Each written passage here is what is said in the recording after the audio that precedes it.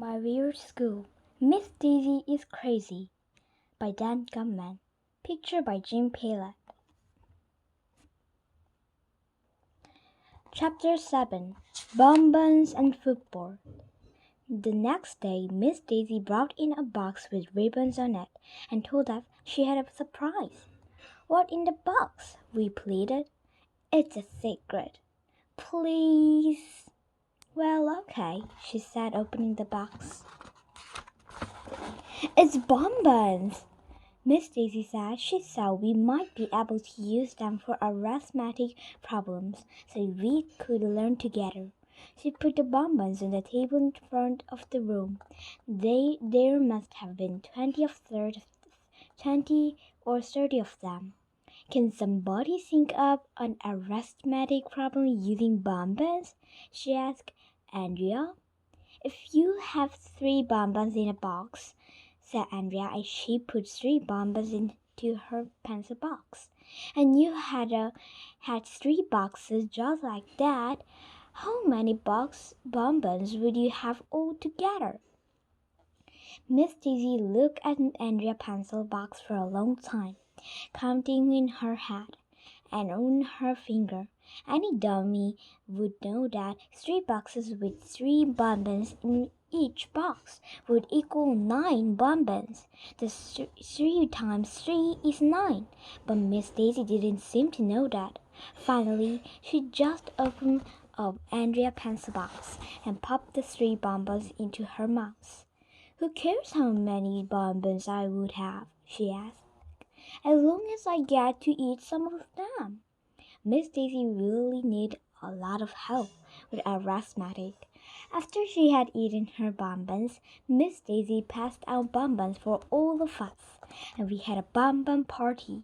Then she said that was enough arithmetic for the day, and that's what we want to talk about the rest of our math time. Football! I shouted. Miss Daisy don't like that I talk without raising my hand first. Personally, I don't see what raising my hand has to do with talking.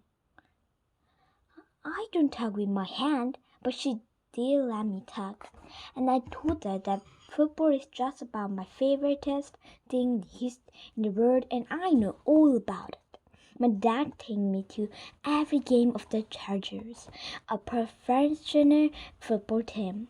Maybe you can help me, Miss Daisy said. I always wonder how long is a football field. 100 yards, I told her. Anybody know that? Wow, that's a big field. With a field that big, how can you and your father see what's going on? My dad always tried to get us sit near the 50-yard line, I said. There's the best ticket. Why? Miss Daisy asked. Because the 50-yard line is right in the middle of the field. Does that mean that half of 100 yards will be 50 yards? She asked. Yup, I see, Miss Daisy said. So if you know there's 100 yards on a football field, do you know how many pennies there are in dollar, Andrea?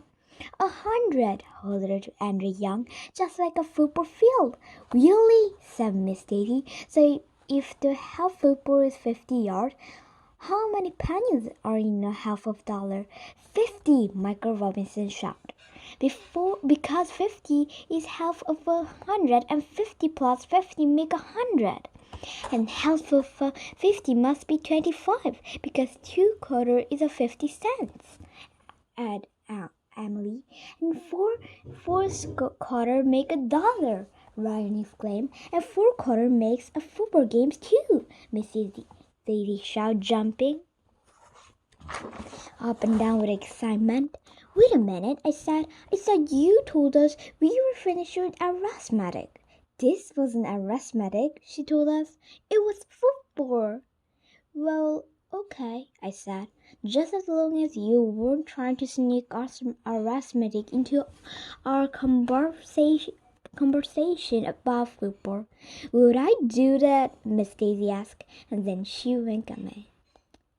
Sometimes it's hard to tell if Miss Daisy is serious or not. Chapter 8. A lot of books. On Thursday, Principal Klotz came into our class. He was wearing a hat, which almost made him look like a regular person who had hair on his head. "I have to go to a meeting," Principal Klotz told us, "but I hear that some of your second graders, have something important you want to discuss with me." Miss Daisy said that I could ask my question. "Can you buy the school?" Principal Klotz said, Is what grown-up says instead of or or when they don't know what to say. "Why do you want to buy the school?" Principal Klotz asked. "Because we want to turn it into a video game arcade," I told them. "I see," the principal said. "School costs a lot of money." "How much?" I asked. "If you tell us how much it will cost, we'll raise the money."